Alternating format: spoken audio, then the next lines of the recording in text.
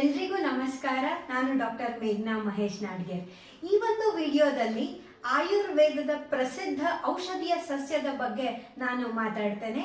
ಅದುವೇ ಅಶ್ವಗಂಧ. ಇನ್ನು ನಾವು ಈ ಅಶ್ವಗಂಧನ ಬೇರ್ಪಡಿಸಿ ಓದೋದಾದ್ರೆ ಅಶ್ವ ಮತ್ತು ಗಂಧ.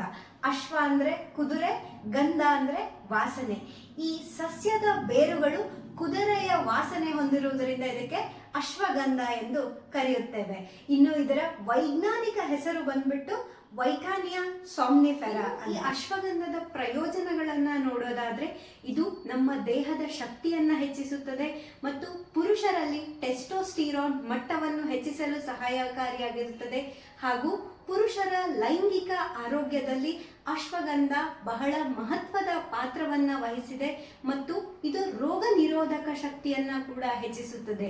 ಇನ್ನು ಈ ಅಶ್ವಗಂಧವನ್ನು ಯಾರು ವೈದ್ಯರ ಸಲಹೆ ಇಲ್ಲದೆ ತೆಗೆದುಕೊಳ್ಳಬಾರದು ನೋಡೋದಾದ್ರೆ ಗರ್ಭಿಣಿಯರು ಮತ್ತೆ ಬ್ರೆಸ್ಟ್ ಫೀಡಿಂಗ್ ಮದರ್ಸ್ ಮತ್ತೆ ಲೋ ಬಿಪಿ ಕಡಿಮೆ ರಕ್ತದೊತ್ತಡ ಇರುವವರು. ಇನ್ನು ಈ ಅಶ್ವಗಂಧವನ್ನು ನಾವು ಯಾವ ರೀತಿಯಲ್ಲಿ ತಗೊಳ್ಳಬಹುದು ಅಂತ ನೋಡೋದಾದ್ರೆ ಅಶ್ವಗಂಧ ಚೂರ್ಣ, ಅಶ್ವಗಂಧ ಕಷಾಯ, ಅಶ್ವಗಂಧ ಎಕ್ಸ್ಟ್ರಾಕ್ಟ್. ಇನ್ನು ಹೆಚ್ಚಿನ ಮಾಹಿತಿಯ ವಿಡಿಯೋಸ್ಗಾಗಿ ನಮ್ಮನ್ನ ಫಾಲೋ ಮಾಡಿ. ಧನ್ಯವಾದಗಳು.